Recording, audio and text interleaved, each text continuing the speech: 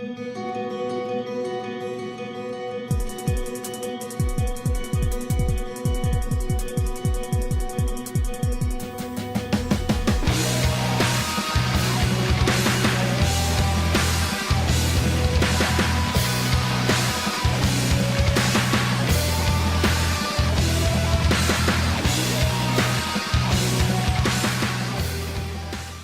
up, Styrene Slingers? Bodacious Rods and Customs coming back at you with a little sit down and book review here. A couple weeks ago, we went out to go book shopping, and I chanced upon some killer eye candy. It was on sale. 3 cheers for sale, right? Anyway, guys, it's called The Ultimate Guide to Hot Rods and Street Rods. John Carroll and Gary Stewart. And just to grab any page and your mind explodes.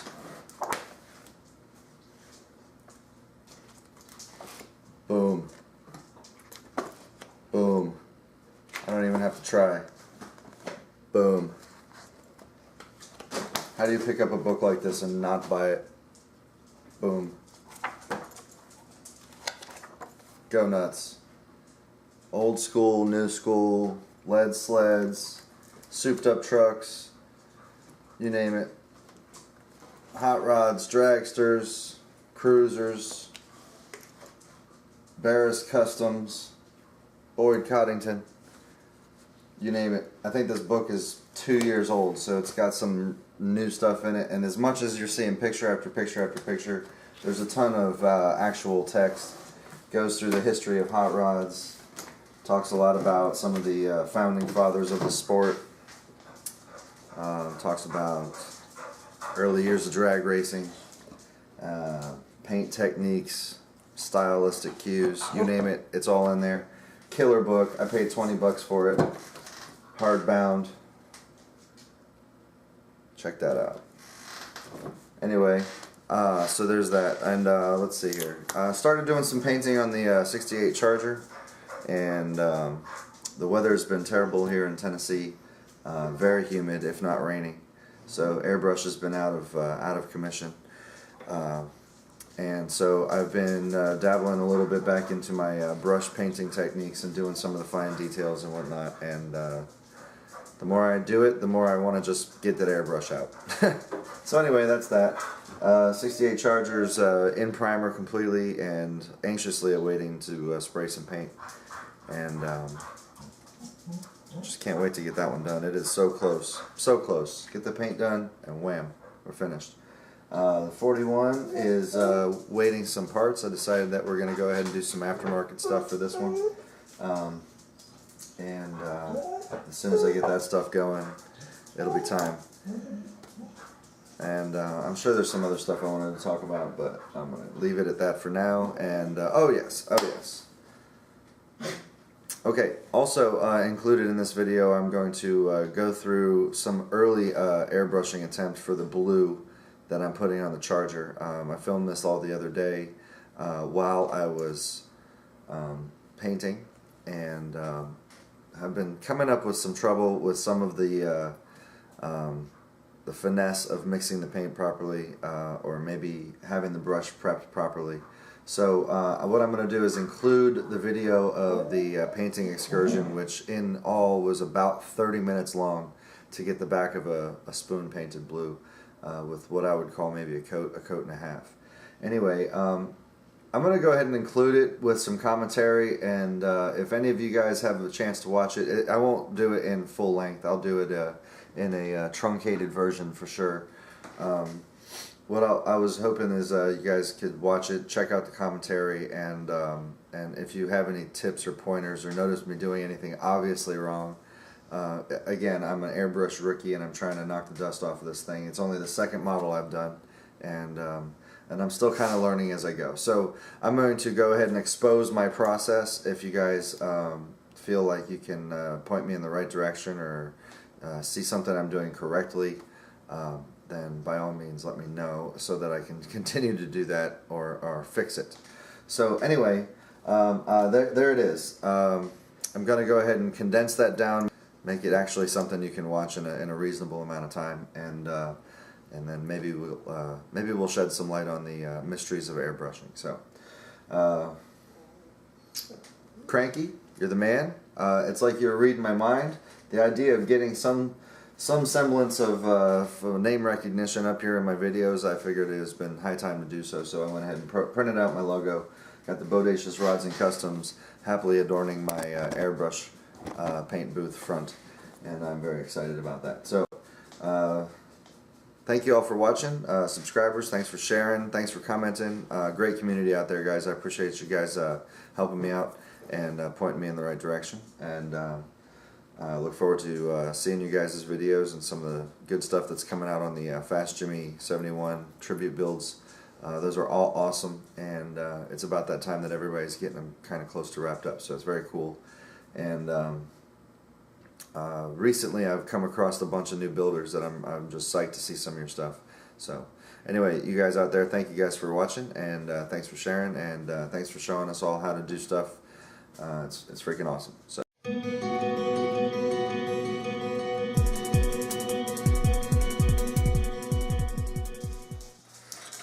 What's up, Styrene Slingers, Bodacious Rods and Customs, with a micro update. We're spraying some paint, and I went ahead and filmed the application. I'm real new to airbrushing, and so there's a lot of unknowns in it for me. A lot of things that I'm not 100% on method-wise. So I've done some research, and I'm trying to find stuff out, but there's so much information, and so much of it's purely personal that I've found that, you know, designing a method for me is a little tricky. So anyway, today I'm going to talk a little bit about my airbrush. What I have is I'm not 100% sure on the model number, but it's a master airbrush. A lot of you guys have some airbrushes that are considerably more valuable, and this being my first airbrush and currently only airbrush, I wanted something that would be sort of versatile. So I did some shopping, and I'm not 100% sure that I love it, but I'm not 100% sure that I hate it. And so I'm going to add a video of the application of this blue paint, so you guys can kind of get an idea what I go through in the course of trying to get a coat of blue paint on something.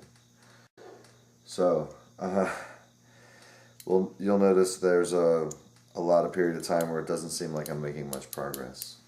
And then I go off camera a little bit, and I, at one point, mix up a additional bit of lacquer thinner into the paint in the airbrush as it's being, you know, in the airbrush. Go ahead and mix it up with a paint stick, and then I added a little bit of a homemade reducer. Now, again, it's a homemade reducer, so who's to know if it even works or if it's a good reducer.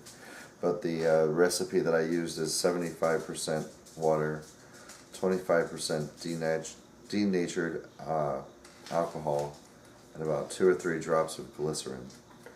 That seemed to be a pretty common recipe for a reducer.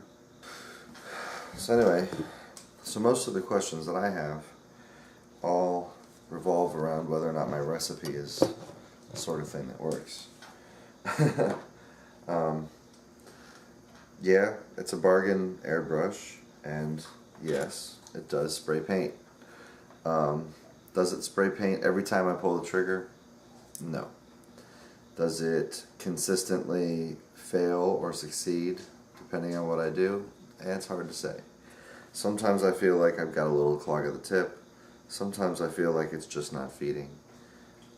Mechanically, it functions just about perfectly as long as I keep it, you know, properly cleaned and whatnot. It seems like it's clean, and right now you can see it's nice and functional. And you would be able to see the needle moving in and out. It's just been cleaned because I just used it.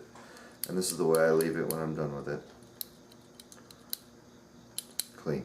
As clean as I can get it.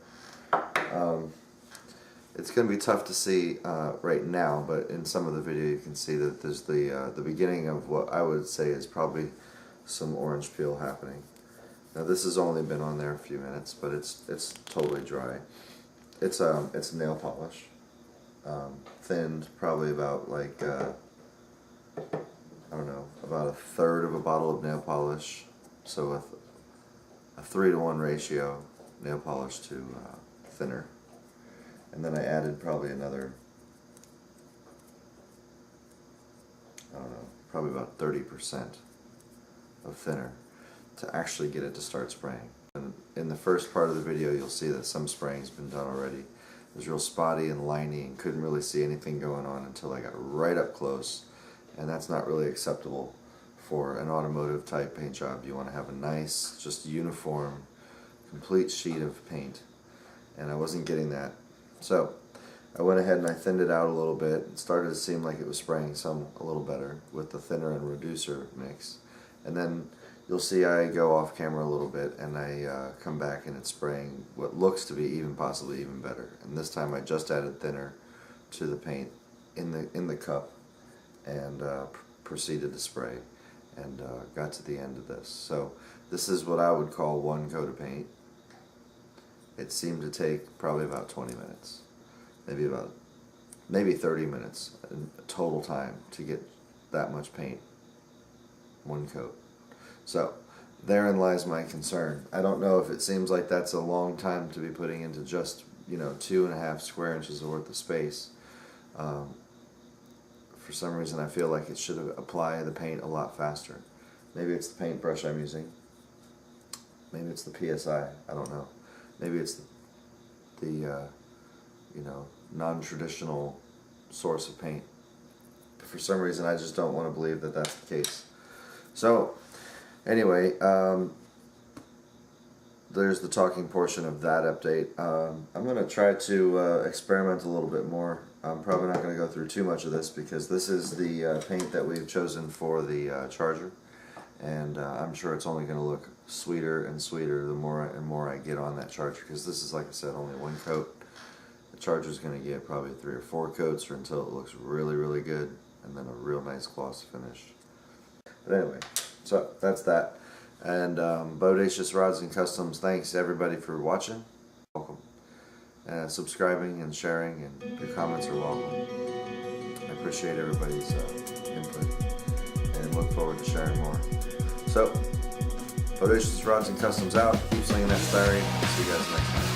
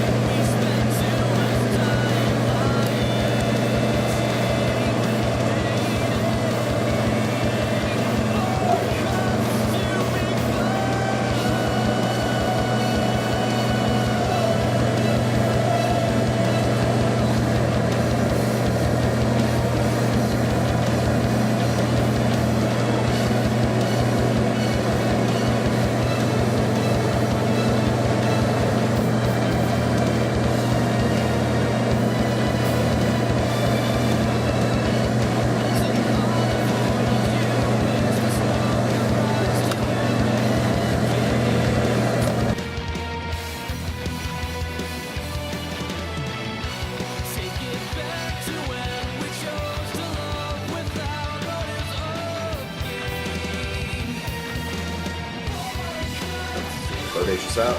Keep singing that, Styling. See you guys next time.